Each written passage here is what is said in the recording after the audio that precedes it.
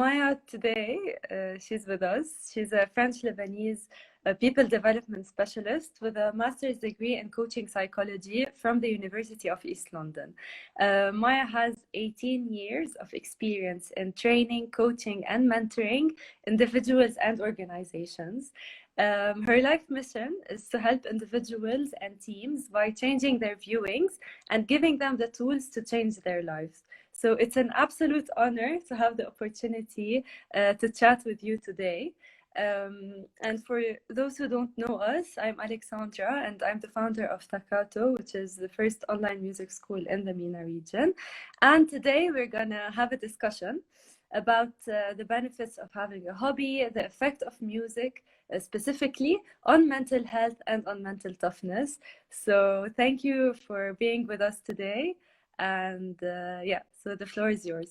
Thank you for having me, Alexandra. I just dropped my daughter Melody to her drumming classes. So I'm a big supporter of music as a hobby. My daughters and my son, they all play music, guitar, piano, and drumming. So I'm very honored to be here as well with you today to link this topic to those who are interested, who needs to understand the value and how we all can benefit from it, specifically at this current worldwide crisis that we are going through. So thank you for having me and giving me the opportunity to talk about that. Pleasure. Let's jump in. ما بعرف قد ايه عنا Arabic speakers وقد ايه عنا English speakers, so you can both benefit because we're going to mix. رح نخلط بين العربي والإنجليزي لأنه في كتير audience they prefer English وفي كتير كمان موجودين معنا بفضلوا بالعربي، so رح نخلط بين الإنجليزي والعربي ورح نخلي وقت بالآخر شوي إذا الله راد 10-15 minutes for questions. بآخر الحديث بنخلي 15 دقيقة تقريبا إذا حدا عنده أي سؤال نجاوب على أسئلتكم. Feel free to send the questions through the question tab. We will answer the questions in the last 15 to 20 minutes. Yes. Cool? Amazing. So this is the plan. Okay. هلا فينا نبلش إذا بدك هيك تخبرينا أكثر عن ال well-being أول شيء as a start وشوي شوي من فوتبول. Very good, very good. أول شيء خلينا نحكي إنه ال well-being اللي هي الرفاهة النفسية مش بس موجودة براسه للإنسان، مش راسنا. So the well-being cannot only exist in our head. Well-being هي خليط من المشاعر الجيدة، كيف أنا حاسس، وكمان الواحد يكون عنده معنى لحياته ويكون في عنده علاقات بناءة وبنفس الوقت يحقق أشياء هو accomplishment، إنه يوصل لشيء معين بحياته يحققه تيحس برفاهية، تيحس بهالsatisfaction الانترنال satisfaction بالرضا الداخلي. هيدا اللي بتعطي الرفاهية النفسية. هلا الفاذر اوف بوزيتيف سايكولوجي اذا بدك اللي هو اب علم النفس الايجابي اللي هو اسمه مارتن سيليغمان، خلق شيء مثل فريم ورك، مثل مصطلح it's like a framework, it's like a guideline اسمه بيرما، يلي هو مصطلح PERMA بيرما. بيقول لك انه كل واحد منا هلا عم يسعى انه يكون عنده سعاده داخليه، يكون عنده رضا داخلي، يكون عنده هالرفاهيه النفسيه، خاصه بايامنا هلا لانه المشاكل النفسيه خاصه بلبنان كمان لانه مرقنا كثير بتروماز وبحول العالم كله، ناس خسر لها احبائها، ناس خسرت شغلها، ناس عايشه بقله امان وظيفه، كل الناس عم تمرق بحاله نفسيه صعبه وفيها تحديات نفسيه. بيقول مارتن سيليغمان انه نحن اذا في كتير طرق نوصل للسعاده، وانما بيقول كمان انه في 5 كور إليمنت يلي هن البيرما للويل بينج وللسعاده للهابينس، واذا نحن اشتغلنا وطورنا هال5 إليمنتس كتير بيساعدونا نحس بالرضا الداخلي يلي هن البي يلي هي بوزيتيف ايموشنز، يلي هي المشاعر الايجابيه اللي ممكن نحن نطورها. وهلا رح نحكي بعد شوي كيف فينا نطور المشاعر الايجابيه. النقطه الثانيه اللي هي engagement and flow، يعني الواحد بس يفوت يعمل اكتيفيتي او يعمل شيء هوايه او يعمل اي شيء معين بحياته يلي بحطه بحاله انه هو بينسى الوقت وبيستمتع بالشيء اللي عم يعمله، مثل الناس يلي بتلعب موسيقى بتنسى الوقت، مثل الناس اللي بترسم بتنسى الوقت، او بس تكوني قاعده عم تعملي اي هوبي. في ناس بتعمل هوبيز يمكن بتخيط، يمكن تعمل شيء هوبي معينة، أو بس تكوني عم تركضي أو قاعدة بالطبيعة بتنسي الوقت. هيدي بنقلها state of flow يلي بتخلي الإنسان يحس برفاهية داخلية. النقطة الثالثة يلي هي العلاقات، الريليشن شيب، بوزيتيف ريليشن شيب. ونحن بنعرف انه اكثر شيء تاثرنا بالكوفيد وباللوك داون وبالحاله اللي عشناها بعدم وجود هالعلاقات البناءه. سو العلاقات كثير مهمه. وبس نكون جزء من هوبيز، من موسيقى، من عم نعمل هوبيز يمكن مع الاستاذ اونلاين، يمكن مع باند بالموسيقى، هيدي بتحفز العلاقات. هيدي وحده من الاشياء اللي بنستفيد منها. النقطه الرابعه يلي هي مينينج، يعني واحد يلاقي معنى للشيء اللي عم يعمله. do I have meaning بشو عم بعمله، يكون عنده purpose، يكون عنده هدف. وكمان يتعلم شيء جديد بيعطيك هدف جديد بالحياة انك تحققيه. النقطة الخامسة اللي هي accomplishment، انه الواحد يحقق شيء كثير بيعطي معنى ايجابي للانسان. ليش عم بحكيكم عن البيرما؟ لانه بعد شوي بدنا نربط الموسيقى والهوبيز والتعلم بالبيرما يلي هي بتعطينا الرفاهية الداخلية والوالبي. بس قبل ما نبلش نحكي عن هيدي النقطة بدي احكي عن حكيت عن المشاعر الإيجابية والبوزيتيف ايموشنز. كيف نحن هلا في كتير ناس بتقول واحد يسيطر على مشاعره. ما في الواحد يسيطر على مشاعره. We cannot control our emotions. We can manage them. منديرهم للمشاعر. اوكي، بس بدنا نعرف شغلة، انه الحياة كتير بتزهق اذا ما فيها مشاعر.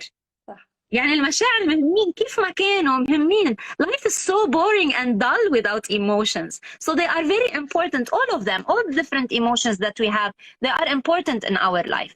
بس مش بدنا نشيلهم أو نتخلص منهم، بدنا نعرف كيف بدنا نديرهم. We need to learn how to manage these emotions. And these emotions, sometimes when we feel stuck, نحس حالنا ضايقة خلقة أو مخنوقين، إيه ما فينا نعمل شيء فيهم. هود الايموشنز they are troubling emotions. We need to take actions.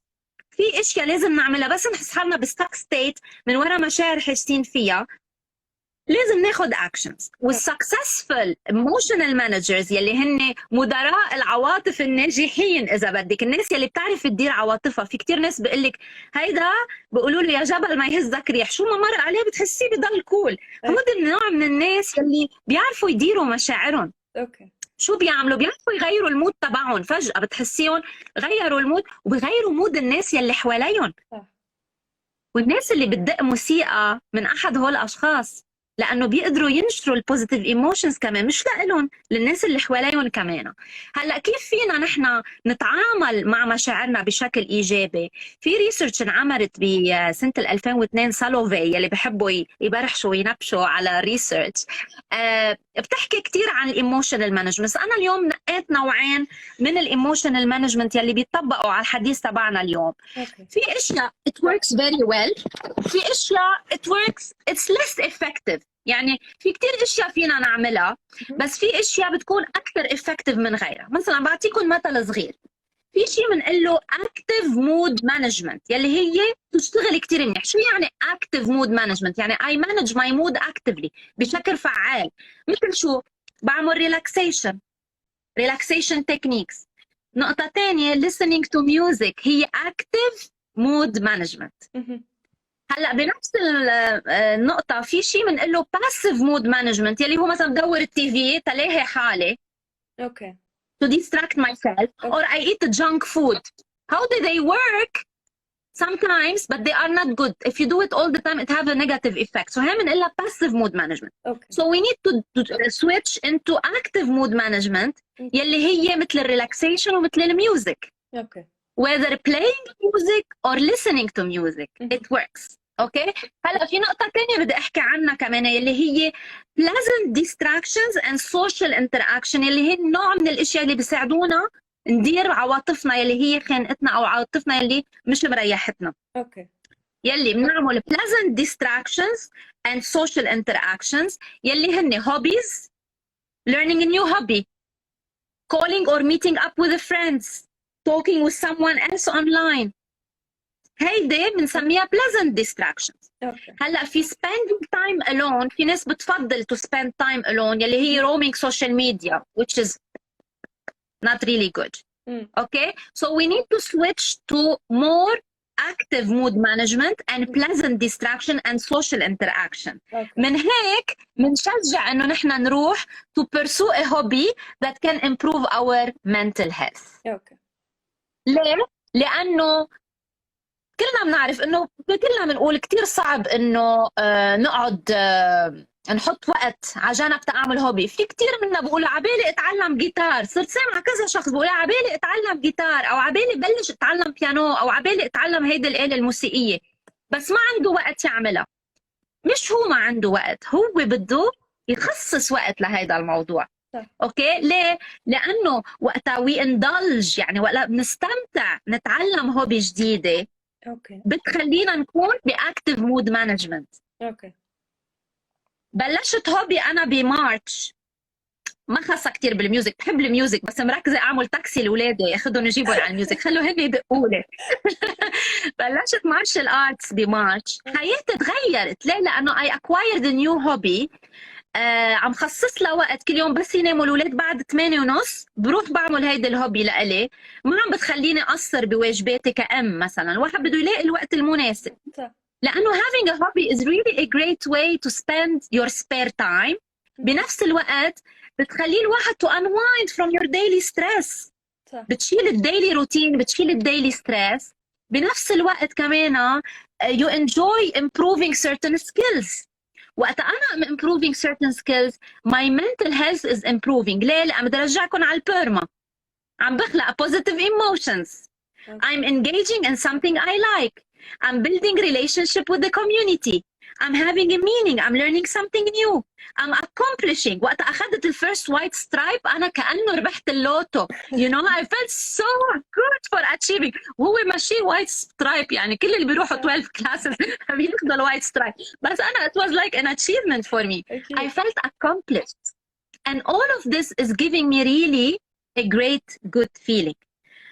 وبعرف من ولادي وقت الاستاذ بيقول لهم you're moving to the next level or you finish this book you want to move to the next book, they feel yeah I'm improving. So the sense of accomplishment بيعطينا a very good feeling من ناحية المنتل هيلث وبالرفاهية، رفاهية النفسية.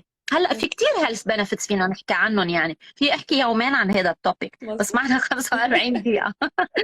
اوكي I'll let you watch the time لأنه أنا بس بلش وبطل وقف. You're watching the time, yeah? We're doing fine. Very good. So بدنا نبلش نحكي عن some of the benefits of learning a new hobby. Regardless، هلا أكيد نحن اليوم حديثنا عن الميوزك، بس كمان regardless of what kind of hobbies. new hobbies بيساعدونا to reduce stress، بنقلل من مستوى الضغط النفسي بأي طريقة. الهوبيز they distract us from the busy day. from other activities كمان، وبيعطونا opportunity يكون في عنا وقت لحالنا. خاصة الأهل من أولادهم، اللي عايش مع أهله بلبنان، نعرف كتير ناس عايشين مع أهلهم بيعطوه وقت لحاله. أو الكابل كمان، يعني بتفيد كل الناس لأنه الواحد بياخد me time which is important، وبتعطيك كمان فرصة to release stress من هالنهار. في كتير سيرفيز انعملوا، في كتير ريسيرش موجودين اونلاين، يلي بيهموا فيه يتواصل معي بعطيه اياهم الديتيلز. انه 4 in 5 people يلي بيعملوا هوبيز بوحده من الريسيرش بفرجت انه listening to music و spending time on a hobby، يتسمع الموسيقى ويعمل هواية موسيقية effective way للmanaging stress. 4 in 5 4 من أصل 5 it was an effective way to manage stressful situation and stressful day. يتعلموا موسيقى أو to acquire a new hobby. so إنه نحن ناخد وقت إنه من نهارنا المشغول ونهارنا المضغوط نص ساعة 45 minutes not more. I mean you're the expert. انت بتعرفي اكثر قديش السيشن، انتوا السيشن قد ايه بتعملوهم؟ نحن usually بياخذوا مرة بالجمعة 40 minutes، وبعدين in between the sessions if you just practice 10 minutes per day it's enough as a start. مزبوط. so it's ايه مزبوط. يعني انا سيدوني بنتي بتروح 45 minutes تعمل كلاسز وكل يوم تعمل practice 10 minutes. صح it's very good. يعني كل يوم نحن بنقول انه مثلا to practice it's good to revisit كل يوم يعني شوي من ما يجمعوهم نهار واحد يقعدوا ساعة عم بيتمرنوا. إنه تشوفي كل يوم ترجعي للسكيل، تتذكري شو عملتي. it helps you شوي شوي إنه تطوري حالك شوي شوي من ما تقولي مثل النوم. كيف إنه كل يوم لازم تنامي عدد ساعات منيح، ما فيك ما تسهري كل الجمعة وتناميهم بالويك اند. ذات الشيء بالتمرين الانسترومنت. Yeah. Exactly. So take some time out of your busy day. خدوا وقت بنهاركم المشغول to learn a new hobby such as music. صح. Learn a new music instrument. بعدين بدي أقول شغلة. I want to say something that learning music online. I know Takato is online school. Learning music online it reduces stress. ليش؟ لأنه أوقات you have stress to go. Exactly. تتجمعي اغراضك وتروحي على المدرسه وما عندك وقت وعلقتي بعجقتك. So really learning music online it reduces stress because you don't have to get stuck in traffic and you don't need to move from one place to another and you don't need to drag your instrument, so your things are with you. بعرف في ناس بيخلصوا الاوفيس بياخذوا معهم الانسترومنت على الاوفيس، مثلا ساعتهم الساعه 6:30 7 بخلصوا وقتهم بالاوفيس they stay in the office and they do their session or they go somewhere else at their friends and they do their session. So now لانه خلص الناس بلشت تظهر اكثر وهيك so it's less stressful. You can do it wherever you are through your phone sometimes. Exactly. So reduce stress اتفقنا عليها انه بتقلل الضغط النفسي. ثاني نقطه it boosts creativity. بتنعش الخلق والابداع الموسيقى. ليه؟ لانه بتحركنا من جوا، بتخلينا بتفوتنا بمود ببوزيتيف مود، بتخلينا يصير عنا increase للويل بينج حتى من الصغر، يعني من كل الاعمار. ليه؟ لانه بتحفزنا، بصير الواحد بده يخلق شيء جديد، بده يتعلم شيء جديد، فتح لنا ويندوز بدماغنا بطريقه تفكيرنا، بتخلينا نصير اكثر كرييتيف. وهي اصلا الميوزك از كرييتيف اكتيفيتي، يعني بتصيري بدك تجربي انت what can work but اكيد هلا at the beginning you have your basics بدك تتعلميهم، بس بعدين you can use your creativity. والكرياتيفيتي بتساعدنا الكرياتيف اكتيفيتيز خاصه الارت والميوزك بتخلينا to expand what we call neural connections. يعني هالconnections هالتواصل بدماغ نيورونز بالدماغ، وهيدي كتير بيوصلوها و they link it to what we call it release the feel good hormone يلي هي الدوبامين. so نحن بس نعيش بهيدي الحالة بصير عنا هرمون بالدماغ it will be released the dopamine يلي بيقولوا لها feel good hormone، بتساعدنا to feel good. ونمضي وقت على activity spending time on an activity that we really enjoy، activity بنستمتع فيها مثل الموسيقى أو الفوتوغرافي في ناس أو أي هوبي معينة أو الرسم، بتساعدنا نحن ندير حياتنا بشكل إيجابي أكتر. It will lead to a more positive life. ثالث نقطة بدي أحكي عنها اليوم غير reducing stress وغير ال creativity وال production of dopamine، ال connections with others. يعني لو online you connect with your teacher, you meet new people، وبتعملوا concerts online كمان أوقات بآخر السنة. We have an upcoming one in a few months. وكمان I know. Yeah. So it will connect people. يمكن تعملوا group sessions online ولا؟ هلا نحن الجروبس for now ما كتير بنحبهم، لأنه خصوصا بالموسيقى لما يكون يعني التيتشر عايز يركز مع تلميذ واحد بس it's more effective من انه يكون في جروب وهيدا. بس there are lots of ways to connect. يعني اوقات مجرد ما التلميذ يصور مثلا فيديو عم بدق الآلة وتشيرت يبعتها اوقات واتساب، يبعتها على حتى on his social media. when you share your music you share your progress. كل هول الاشياء هلا اصلا اهين تنعمل اونلاين وعم تنعمل طبعا اونلاين بحياتنا اليوميه. وهذا الشيء كمان بيشجع التلاميذ انه يضلوا عم بيتعلموا لانه they can share. هلا اكيد مش كل يعني في تلاميذ ما بتحب to share، بتحب تكون عم تعمل هالشيء لها يعني on her own. بس في كمان غير عالم that it helps them يعني on a personal level. حلو، لانه creating connections لو كانت online is really positive. هي بترجعنا على البيرما، على relationship. positive relationship مع الاستاذ، مع المعلمه يلي عم بعلموك ميوزك، هون كمان it creates effective relationship. so it's really important to the mental health كمان، خاصه عند الاولاد.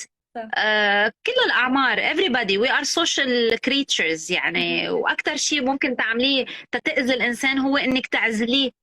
وهذا أكثر شيء الناس بتأثروا فيه بالكوفيد لأنه انعزلنا. so really building back these effective relationship even if it's an online relationship is really helpful and beneficial for the overall mental well-being.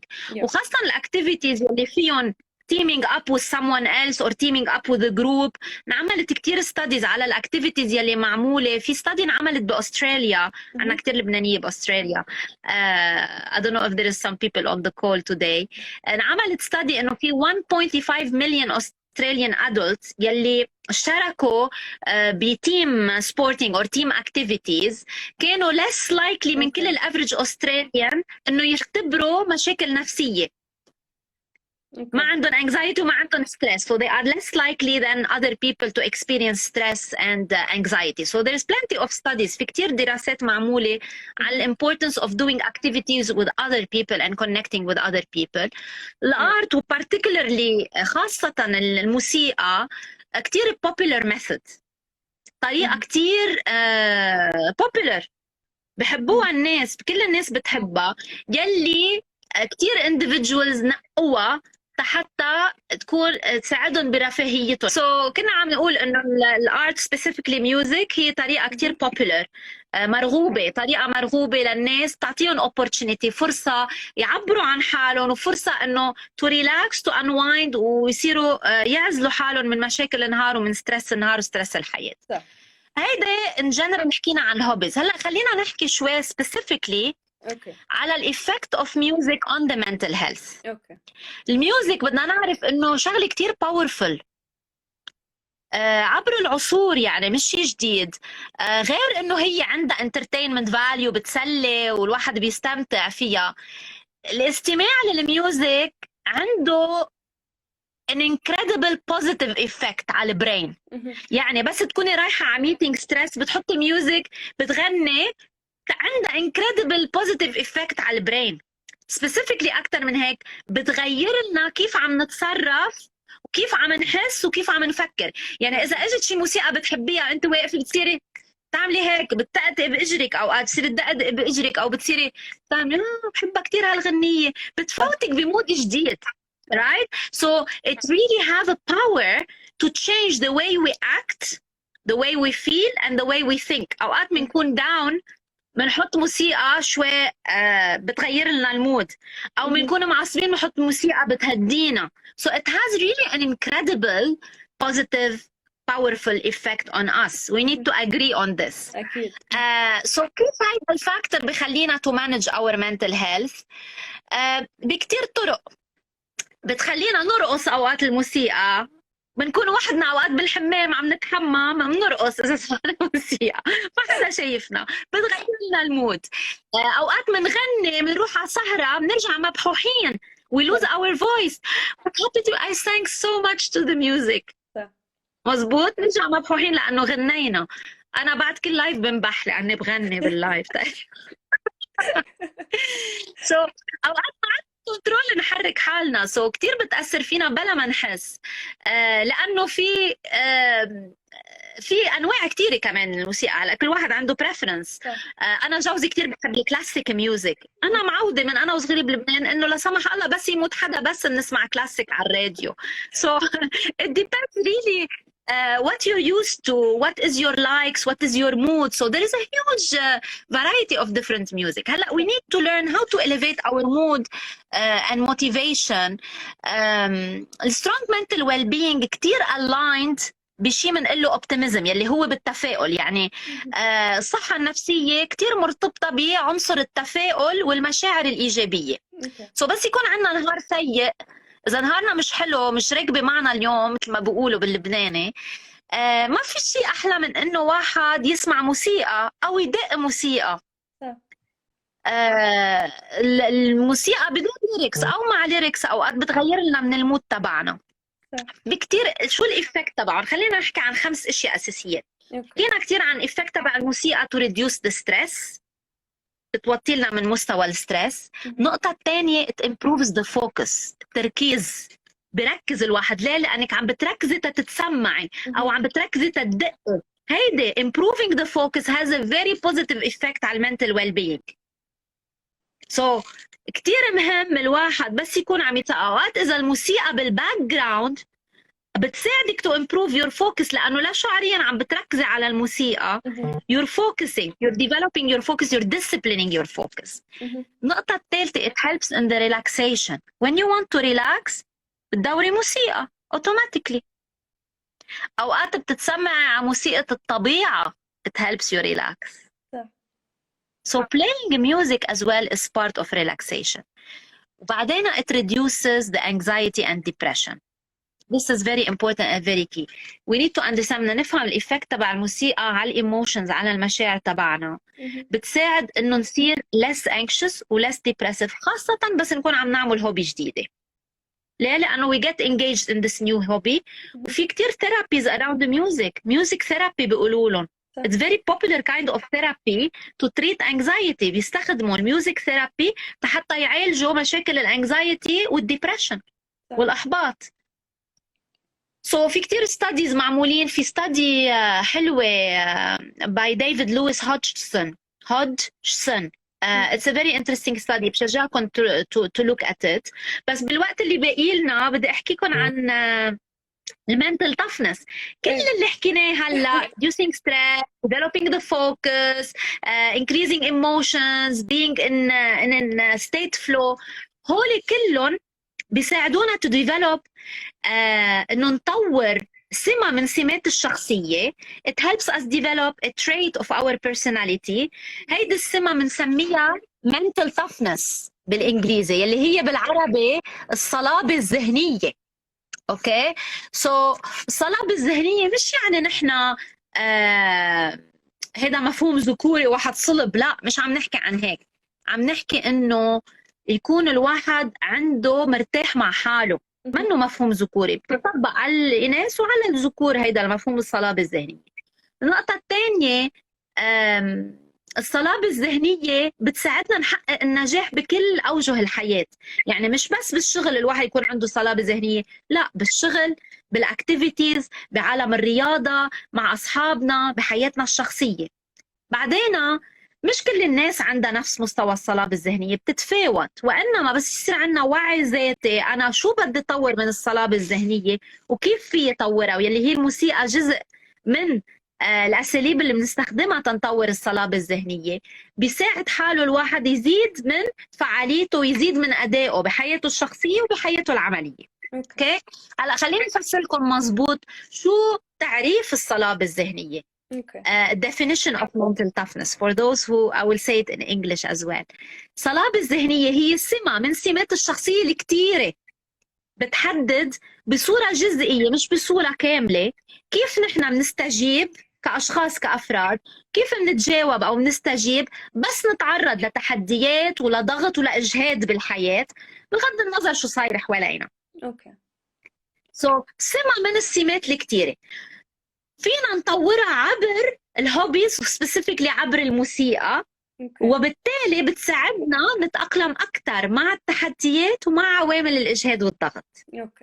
بالإنجليزي mental toughness is a personality trait that determines partially how individuals behave when they are exposed to stressors, to challenges in life regardless of the prevailing circumstances.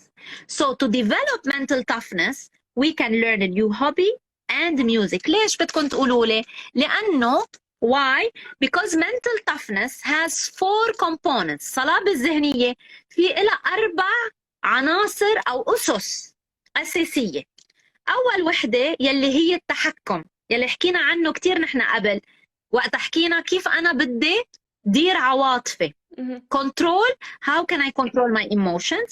How can I control my life? By having a meaning, by having a purpose, by having an accomplishment. كيف انا بدي يصير عندي كنترول بحياتي، كيف بدي احس حالي انا طالع شيء من امري بهالحياه، كيف بدي احس حالي عم بعطي نتيجه، كيف بدي احس حالي عم اثر على حوالي وعلى محيطي، بدي احقق شيء، اتعلم شيء، اثر ايجابيا على محيطي. influence other positively, have a positive impact around me. اوكي سو كنترول هيدي اول سي، نحن بنقول لهم 4 سي لان كلهم ببلشوا بالسي. كنترول يلي هي التحكم بعواطفي والتحكم بحياتي، يلي هو مش واحد يقول انا حظي تعيس، انا نحس لحقني، لا مش مزبوطه هالاشياء. كل واحد عنده قدره هو يحدث تغيير بحياته، والتغيير ببلش ستيب باي ستيب، خاصه بدون ما انا اقارن حالي بالاخرين. يعني مثلا بعطيك فكره، انا مثلا بلشت اتعلم هيدا الهوبي، عم بعمل جيتسو لنقول اوكي المارشال ارتس، انا عمري 40 سنه، ما في اقارن حالي مع ناس لهم 20 سنه بيتدربوا اصغر مني، بصير فرستريتد. ونفس الشيء اللي بده يبلش هوبي عن عمر كبير او فتره متقدمه بحياته، ما في يقارن حاله مع ناس ثانيين، بده يعرف حاله where do you stand, what can you change, what can you influence. هول كثير مهمين نفهم. النقطة الثانية is it clear ولا كثير complicated؟ عم جرب بسط الكونسبت قد فيي. لا it's very interesting. اوكي أنا عم بفهم ما بعرف. ثاني نقطة بدنا نحكي عنها.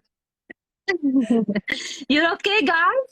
Yeah, hello Minerva from Spain. We have some people. Where are you guys from? Tell me. We have some people from Spain, from US. Antoine from my city, from my village. Hello Antoine من العقيبة. Where are you guys? Hola chica, ¿cómo estás? Where are you from guys? Tell us where are you from joining us. Amazing. Doha, where are you joining us from? Hi Antoine, good to see you. Amazing. Vienna. Okay, great. So the second element or the second component I want to talk about, yes, Lebanon, is commitment, which is very important element that we can develop by learning a new hobby. ليه؟ لأنه منطور الالتزام بس نتعلم شيء جديد، بس بده يكون الواحد بسمول دوزز بالأول. يعني ما في يروح كل يوم مثلا، يبلش شوي شوي شوي شوي and you increase. وانت بتعرفي مع تلاميذك اللي ببلشوا جديد ببلشوا شوي شوي بعدين they increase the intensity. بالالتزام في نقطتين كتير مهمين نركز عليهم. هلو ضحى from بيروت، أهلا بأهل بيروت.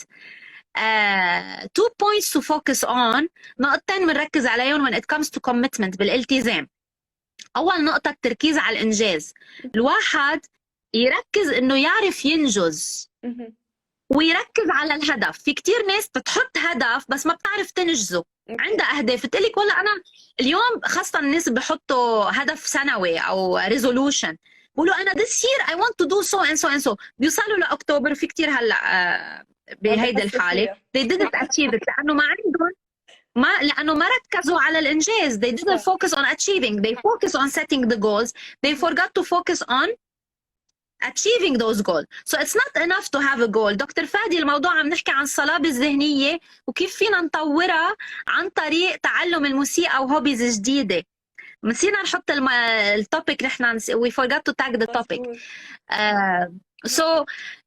كنا عم نحكي انه الالتزام شغلتين، نقطتين كتير مهمين. نركز على الهدف، نحط هدف كمان ما نكبره كتير، يكون challenging enough to drive us. الهدف بده يكون محفز، ما يكون كتير صغير لأن ما بحفزنا، بلوز انترست، نفقد اهتمامنا بالشغلة. بده يكون complex enough تيحفزنا. بنفس الوقت نركز على الإنجاز. الإنجاز بدنا نحط بلان تنقدر ننجز، وبدنا نتعلم طرق جديدة تساعدنا ننجز. اوكي اونلاين مثلا انا بالهوايه تبعولي بتفرج على فيديوز على اليوتيوب، بتعلم برايفت ليسنز، بروح على جروب اكتيفيتيز. بده يجرب الواحد. الله يوفقك، الله يخليك دكتور، شكرا.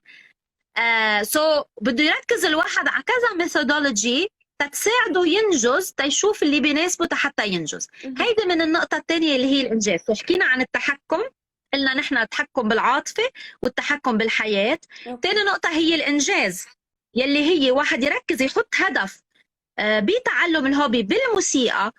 مثلا يقول انا من هلا لاخر السنه بدي ادق غنيه، لنقول شو كانت عم تدق ميلودي من شوي؟ كانت عم تدق one of my favorite The Man Who Sold the World.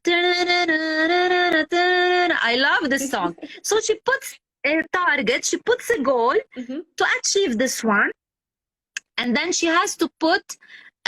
has to focus on achieving it. So بنقسمها, we chunk it into smaller portion, وبنحط timelines يلي هي بنسميهم smart action planning. بده يكون الهدف specific, measurable, achievable, relevant, وبدنا نحط time bound. هو بيساعدونا نحن نلتزم أكثر. So we covered the two elements, commitment و control. هلا خلينا نحكي عن challenge يلي هي third component. الأساس الثالث يلي هو التحدي. بالتحدي بده الواحد يتحدى حاله يعمل شيء جديد out of your comfort zone، شيء مش عامله قبل، وبده يكون عنده ميل انه يخاطر شوي صغيره، وبنفس الوقت ميل انه يتعلم. في كتير ناس بتميل انها تخاطر بس ما تتعلم شيء. ما فيك تخاطري بلا ما تتعلمي من اخطائك، بلا ما تتعلمي شيء جديد.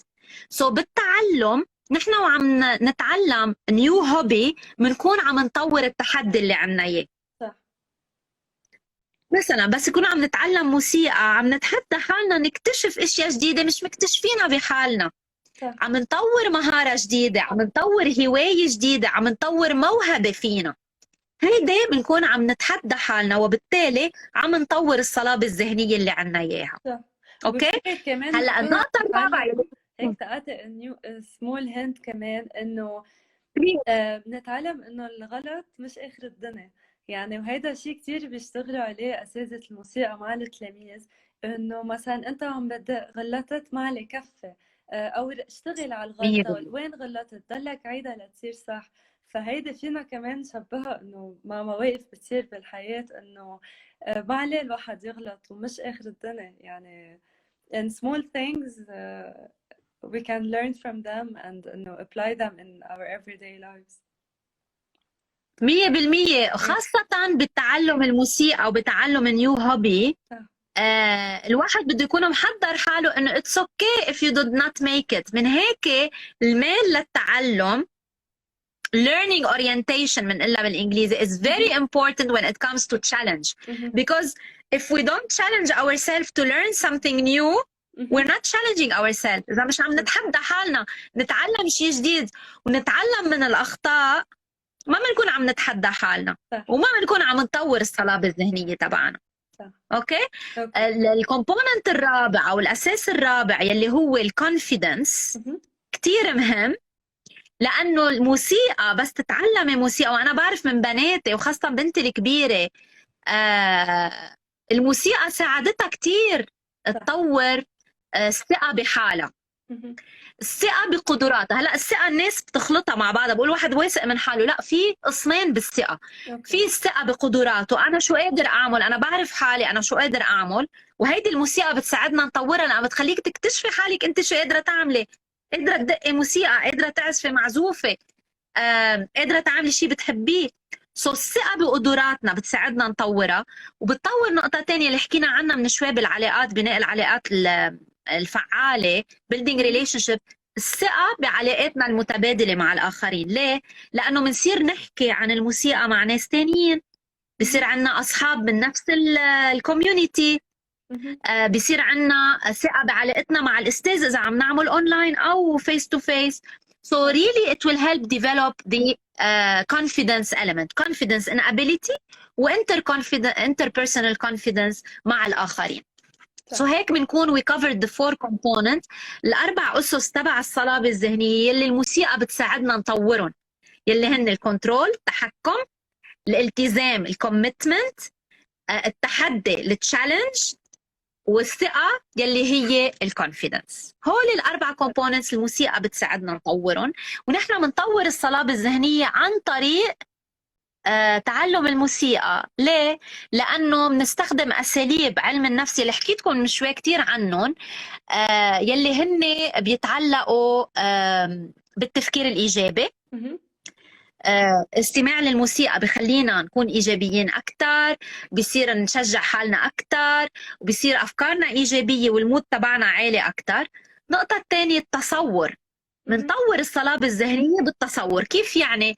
التصور الموجه. الواحد they imagine success، يعني بس الواحد عم يدق موسيقى على طول بيروح بالايماجينيشن تبعوله، بخيل حاله بباند، بخيل حاله هو روك ستار، بيتخيل حاله هو somebody who they want to become، يتخيل حاله حدا بده يصير، بصير عنده تصور للنجاح. والموسيقى بتساعد الواحد انه يحرك حاسة التصور والخيال عنده، وبالتالي وبتساعده هو يتطور وبتساعده يتقدم بهالهوبي. صح. فهمت اللينك؟ اكيد. الفيجواليزيشن مع الميوزك. اكيد. مظبوط. اوكي. والنقطة الثالثة يلي كمان نوع من الانترفنشنز او من الاساليب اللي بنستخدمهم، يلي هي اسلوب السيطرة على القلق. التحكم بالتنفس بنستخدمه، بس تكوني عم تعملي موسيقى كتير بتتحكمي بالتنفس. ليه؟ لأنك هادية وعم تتنفسي مع الموسيقى على رواق. وبعتقد هيدي كمان الأساتذة الموسيقى بيشتغلوا كتير مع التلاميذ، بيصيروا يذكرون بريز. بريز، دونت فورجيت تو بريز. ليه؟ لأنه بس واحد يتحكم بالتنفس بيسترخي. ليش أماتنا على طول بيستخدم هذا المثل؟ ليش أماتنا وأهلنا بيقولوا لنا يا عمي عدوا لل10؟ شو يعني عدوا لل10؟ خذوا نفس، روحوا تنفسوا، خدوا نفس، عدوا لل10. So the breathing techniques بس يكون الواحد كمان when you're counting the notes وهو بيساعدوكي to cool down. أنا كله عم بعطي على الجيتار لأنه أكتر شيء بحب الجيتار، بس إنه بعرف في كتير غير instruments في البيانو كمان. So بتساعدك تسترخي وبتصرف لك انتباهك عن الستريس، سيطرة على القلق. هلا حكينا من شوي عن الفوكس، مراقبة الانتباه، discipline of focus، بتساعدنا to discipline our focus. ليه؟ لأنه التعامل مع المقاطعات وعن الديستراكشن بيتوترنا. too much distractions، خاصة تليفوناتنا، بس كنا عم تدقي موسيقى بتعزلي حالك، ما في distractions، فايتة in a flow mode. وهيدي نحن بنستخدم أساليب مراقبة الانتباه تنطور الصلابة الذهنية. الموسيقى وحدة منهم. ليه؟ لأنها بتخليك to be more focused، it will help you discipline your focus. والنقطة الثالثة سوري وهون صرنا قلنا التفكير الإيجابي، قلنا التصور، قلنا السيطرة على القلق، قلنا مراقبة الانتباه. كنت عم بحكي عن تحديد الأهداف. من الاشياء اللي بتساعدنا نطور الصلابه الذهنيه انه نحدد الاهداف. وبتعليم الموسيقى بنحدد اهداف صغيره تو اتشيف، لحتى نحقق نحن الاهداف يلي حاطينها. هيدا الاسبوع رح نتعلم هيك، هيدا الاسبوع رح نتعلم هيك. بيصير الواحد هو عم بيطور المهاره او عم بيطور هالسكيل، عم بيحقق اهدافه وبتحسسه بالسنس اوف اكومبلشمنت يلي حكينا عنه بالبيرما، يلي هو شيء كثير مهم الواحد يحس حاله حقق شيء، بتعطيه رضا داخلي، بتساعد بالاوفرول ويل بينج. اوكي. هلا بدك تقولي لي كيف فينا نعلي مستوى، كيف فينا نعرف انا قد ايه مستوى الصلابه الذهنيه؟ لانه تنطور شيء بدنا نعرف نقيسه. في كتير طرق بنقدر نقيس فيها الصلابه الذهنيه، وحده منهم بنعمل سايكومتريك اسسمنت اللي هو اختبار سايكومتري.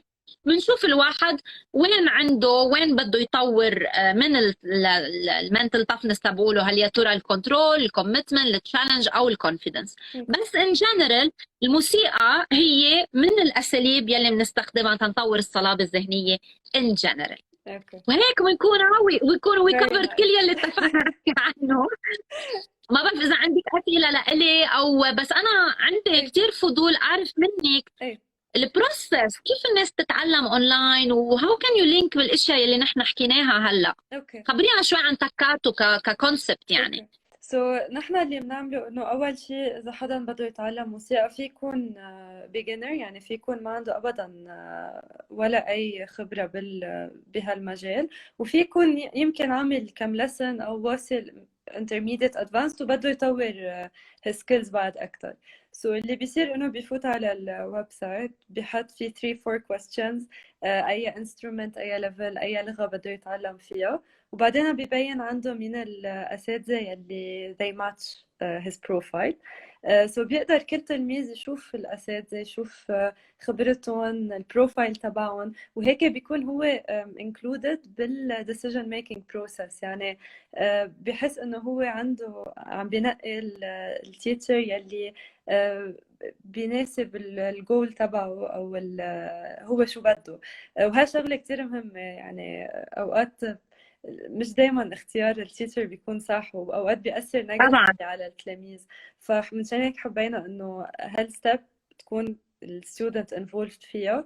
واذا كمان اذا ما بيعرف مين ينقي او هيك، اكيد نحن فينا نساعد. سو التو اوبشنز موجودين.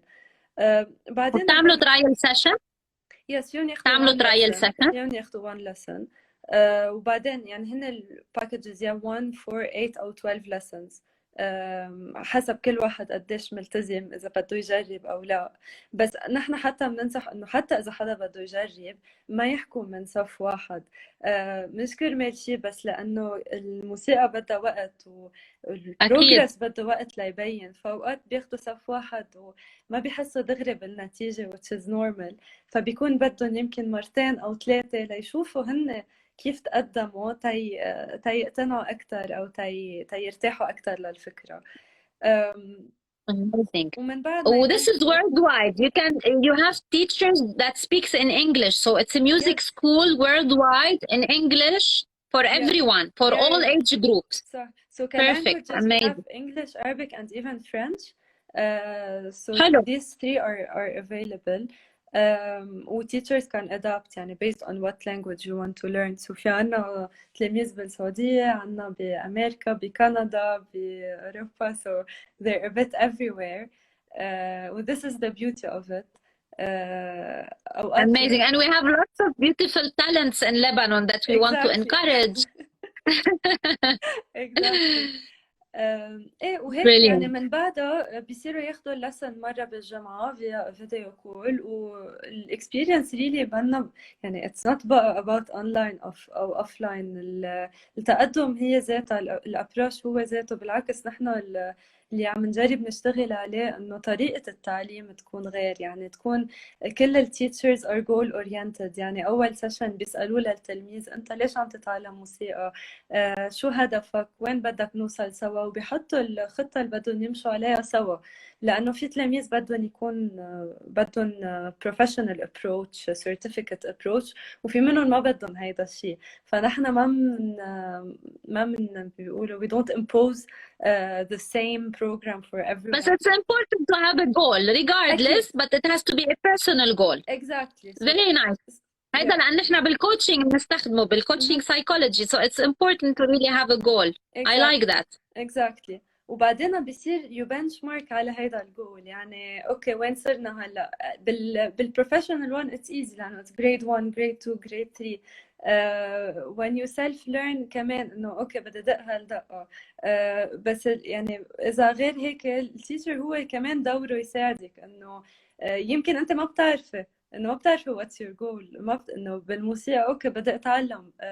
فهون دور كمان الاستاذ انه يساعد ويوجه. ونحن كمان يعني عادة نشتغل نحن مع التلاميذ ومع الاساتذه ومع الاهل اذا في اهل تنتاكد انه كلهم متفقين وكلهم على على ذات الجول يعني ماشيين. so this is a Amazing. bit what we do. وكتير مزبوط شو حكيتي عن كيف the role of music وكيف التمرين الواحد يتعلم instrument بيساعد على الكونفيدنس، بيساعد على الكرياتيفيتي، كل البوينتس اللي حكيناها. واوقات في منهم given. يعني نحن قلنا يمكن الريزلتا، بس في كتير موسيقيه بيعانوا بالكونفيدنس. في كتير واجهوا اذا يعني اللي تعلموا مع الاولد سكول مع teachers الاولد سكول يلي دايما they push hard they don't compliment enough. طلع لهم عقد كتير وconfidence I كتير agree. واطية. So الميثودولوجي كتير مهمة و I'm very very glad that Takato you are aware of this. Yes. يعني الميثودولوجي اللي بتستخدموها so it's like hitting two birds in one stone. So you're really taking care of the mental well-being and the overall skills of the people at the same time learning music. Exactly. لأنه كمان being happy and comfortable and happy with what you're doing and the instrument you are playing and the progress لو صغير that you are making بيأثروا على الموتيفيشن، بيأثروا على كل شيء. يعني that's why كمان بالأول drop off لأنه بيحسوا إنه أوكي ما بقى بدي أتعلم، إنه ما بدي هالقد يعني، بس إنه music is so beautiful فحرام. this is why it's very important for us. It is beautiful. Keep spreading positivity and keep teaching more music. It was really a pleasure chatting with you, Alexandra. I really wish you and Takato team all the best. Thank you. I don't know if you have any more questions. Not a question, but I just wanted to announce something for everyone who watched. Please. That you know we're gonna do a promo code رح يكون اسمه Maya 20. So it's just for you and the people you know. So they can use exactly. it to get a discount on lessons. شو ما كانوا. So they use it at checkout. So نحن وقتها you want to get the lessons, you buy them online, you pay online. So you can use this code to get a discount. وأكيد حيلا حدا عنده questions, we help with anything to get you started. يعني even if you don't know which instrument to pick, you don't have the instrument, or you have it but you have questions, just DM us يعني refer us, we help them personally. يعني we chat with them. That's it from our side. Beautiful. Thank you so much for having me. We'll just write a story about the post, about the code, the promo code. Sure. I hope so many people will join and enjoy the music, develop their mental well-being and their mental toughness. Have a lovely evening. It was a pleasure and hope to see you soon. You too. Thank you so much for sharing everything. Bye-bye. We'll see Thank you soon. everyone who joined. Bye. Bye-bye. Thanks. Bye.